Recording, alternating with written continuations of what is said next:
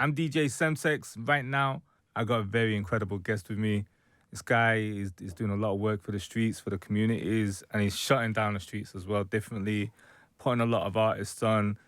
He's regenerating and rejuvenating the careers of artists, like elders of our scene.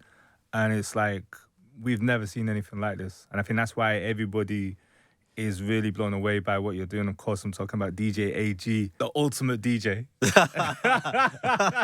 Bro, you are. DJ. Bro, I saw what you was doing, the ultimate DJ, and I'll break down why in this interview. Now, UK, for everybody listening, recently, I went down to see AG outside King's Cross Station. And I just wanted to go down and say hello. Like, I was just going to be like, you know, say hello, do you want to come on the show and everything? And then I was in the crowd. I was trying to catch his eye, and it wasn't catching. The reason why it wasn't catching is because this guy is doing so much work. He's got like a massive iPad in front of him. He's got cameras on him. He's got 3 different cameramen. He's doing the decks and making sure the mixing is loaded and everything else. He's engaging with a live crowd, engaging with the online crowds, talking to the TikTok crowd, and he's got a queue of artists to the right.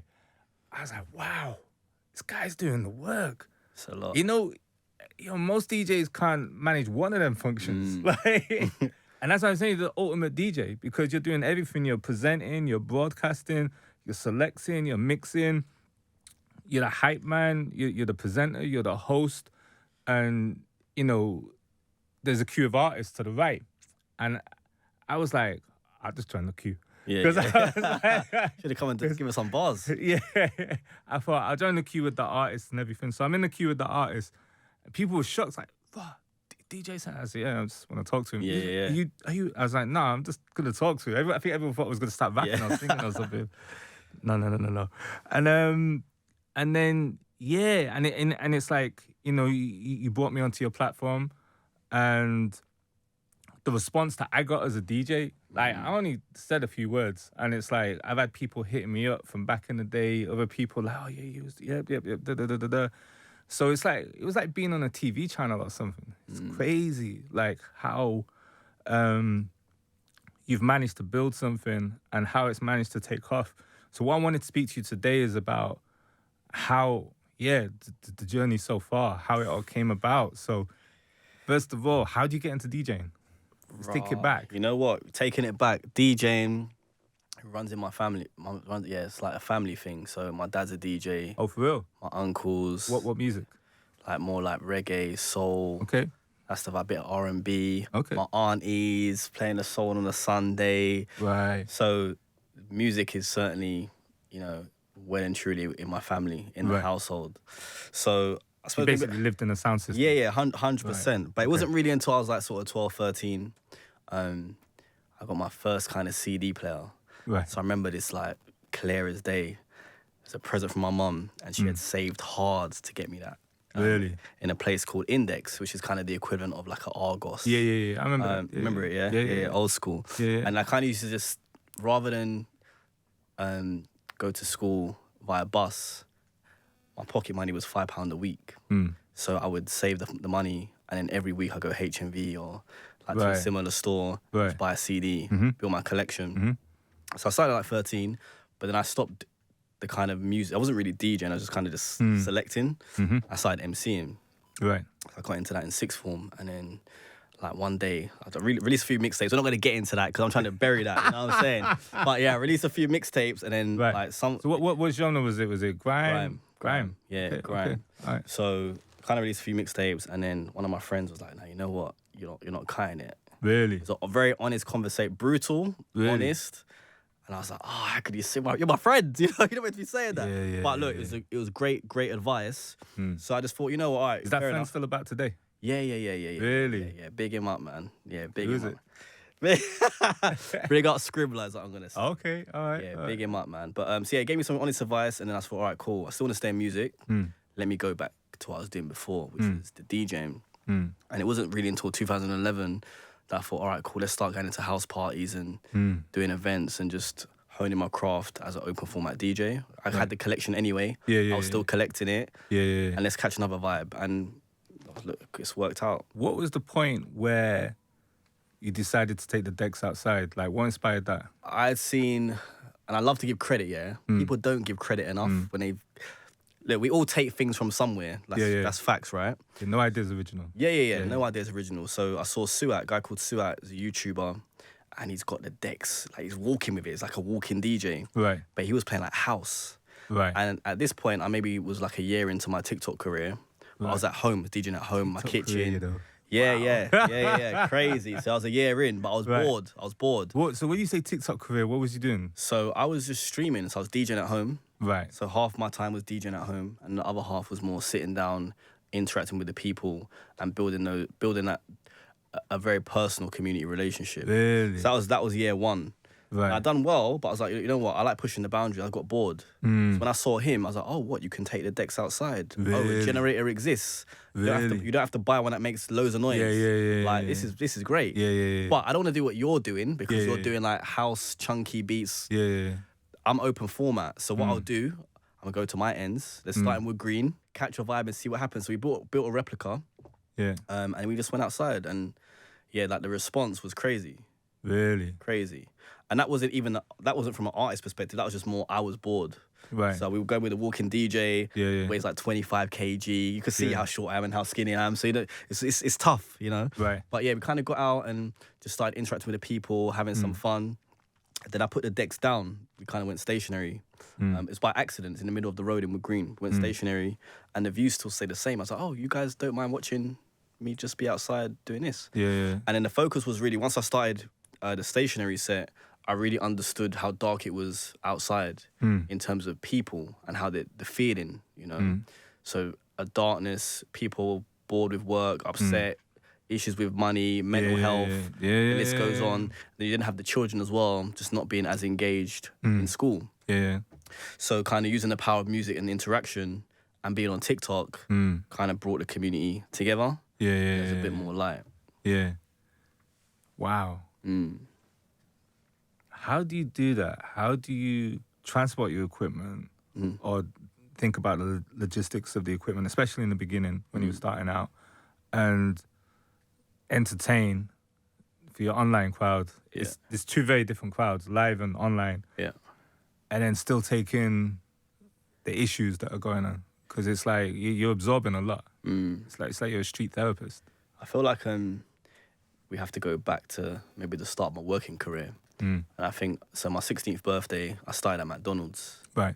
£3.75 an hour. I still remember it. Like, yeah, listen, my first job, my first shift, I was like, oh, they're gonna put me on the tills. This is great. Like, I can do this. Yeah. But they were like, no, you're in the lobby. You're gonna clean up.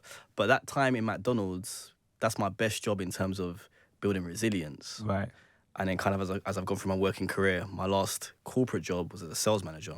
Right. So FTSE 250 company, high pressured, managing a lot of people. Right. In retention and in sales, so in both. Right. So if you look at my working career, that's given me all the skills that I've needed to be able to multitask. Right. On TikTok. Right. Enables you to become the ultimate DJ. That's it. Right. There we go. I mean, so you're in Wood Green. What made you decide to go to Brixton and other areas? So I gotta give credit to Buffy, yeah, big up Buffy, because she's like my right hand.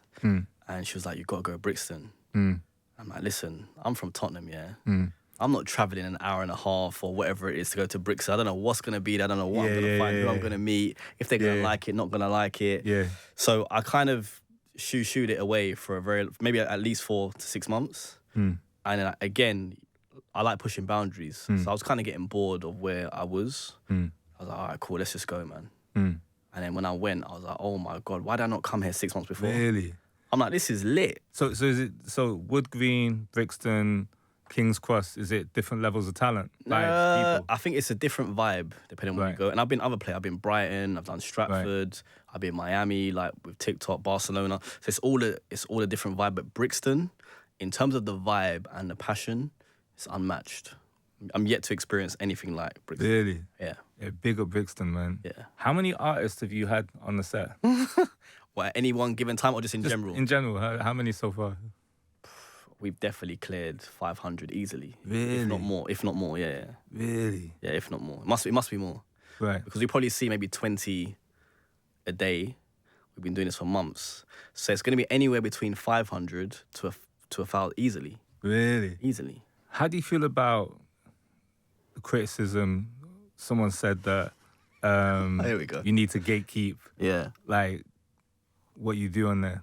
All right, can we just be real? Can we just keep it real? Very real. I'm going to say, big up Mimi, yeah, because I feel like everyone is entitled to their opinion. And I feel like you don't have to agree with something, but you can agree to disagree. And I feel like the backlash that she received, I don't personally agree with that. That's just my vibe.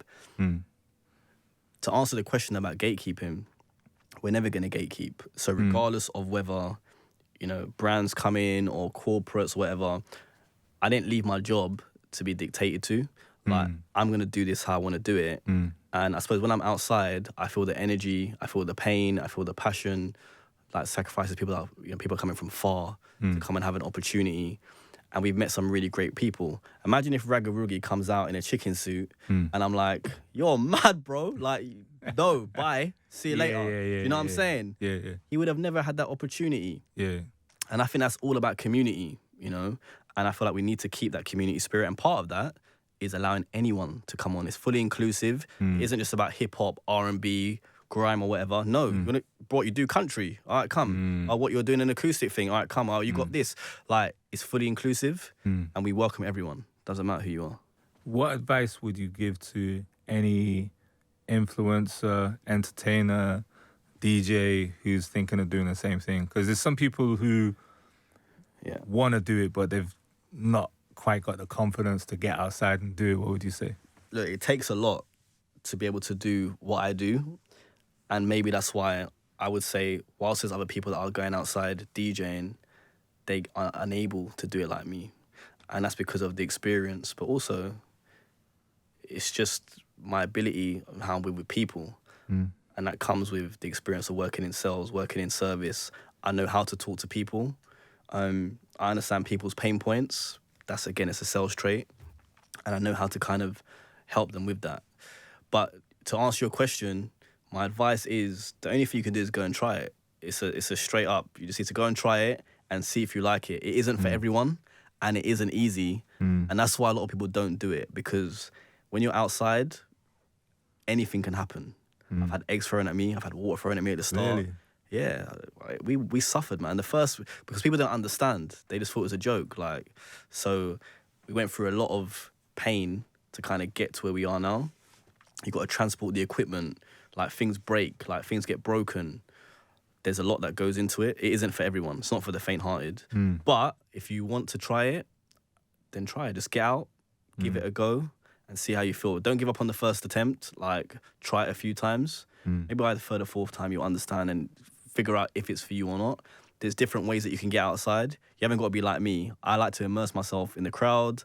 Yeah. I like the madness. That's what I like. There's some other DJs that don't like that. They just want to be parked off in a little corner with a bit of scenery or whatever, and they just want to just focus on the music.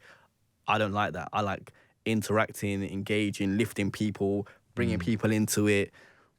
I like it. I like the madness. What are your top 5 performances or moments? That's hard to answer because obviously I've been out for a couple of years.